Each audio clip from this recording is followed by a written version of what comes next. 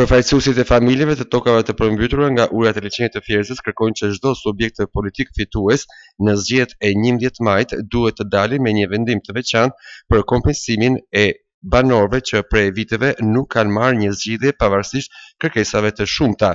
Kryetari i shoqatës së pronarët të tokave të përmbytura, Sherif Kastrati, tha se qeveria duhet të dalë me një vendim të veçantë për kompensimin e tyre. Në këto momente, situatë të trubullt politike, unë nuk jam dakord me njerëzit që kanë mendime politike për të bërë greva dhe demonstrata, po do t'ju them aty në qytetarëve dhe barë, si gjitha krave që kanë mendime, toka nuk do të dije për una parti.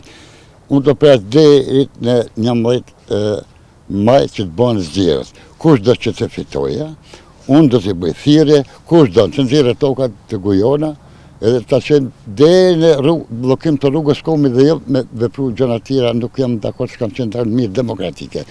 I bëj thirrje pushtetit vendor, si prefektit, kryetarit bashkisë, kryetarit qarkut, kryetarit bashkisë Has dhe Tërpuj, dhe përfaqësuesve që i kemi në parlament dhe ju drejtuar përfaqësuesve tanë që mos u merrni me gjanat e kota, po ngrini problemet që janë banorët s'kan zgjidhur problemet e tokat e përmbytura. Shumë të drejtë e pëlqitëm.